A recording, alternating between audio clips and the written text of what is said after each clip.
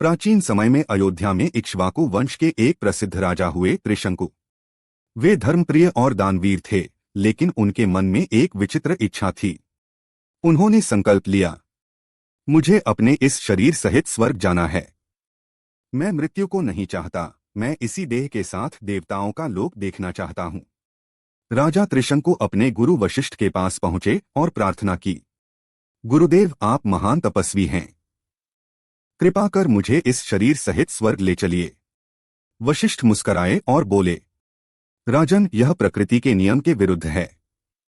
देह त्यागे बिना कोई स्वर्ग नहीं जा सकता। यह तुम्हारी जिद अहंकार है। लेकिन त्रिशंकु नहीं माने। जब बार बार निवेदन करने पर भी वशिष्ठ ने मना कर दिया तो त्रिशंकु उनके पुत्रों के पास गए। ऋषिपुत्रों ने भी कहा, यह संभव नहीं है। त्रिशंकु ने क्रोधित होकर उनका अपमान कर दिया। तभी ऋषिपुत्रों ने उन्हें शाप दे दिया, तुम्हारा रूप कुरूप हो जाएगा और कोई तुम्हें स्वीकार नहीं करेगा। अचानक राजा का रूप काला हो गया, शरीर विकृत हो गया। लज्जित त्रिशंकु अब ऋषि विश्वामित्र के पास पहुंचे।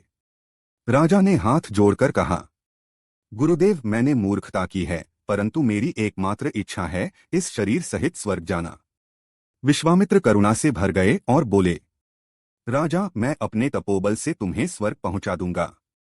विश्वामित्र ने महायज्ञ किया और अपनी शक्ति से त्रिशंकु को आकाश की ओर उठाया।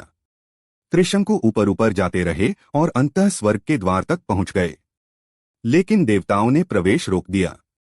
इंद्र ने कहा, यह संभव नहीं है, किसी भी मानव को देह सहित स्वर्ग आने की अनुमति नहीं है। उन्होंने त्रिशंकु को धक्का देकर नीचे गिरा दिया। त्रिशंकु गिरने लगे। उन्होंने भयभीत होकर पुकारा, गुरुदेव, मुझे बचाइए। विश्वामित्र ने हाथ उठाया और कहा, रुको त्रिशंकु। तुरंत राजा बीच आकाश में ही रुक गए। विश्वामित्र ने क्रोधित होकर कहा, अगर देवता तुम्हें स्थान नहीं देंगे तो मैं तुम्हारे लिए एक नया लोक रचूंगा। विश्वामित्र ने अपनी तपस्या से आकाश में एक नया लोक बना दिया, त्रिशंकु लोक।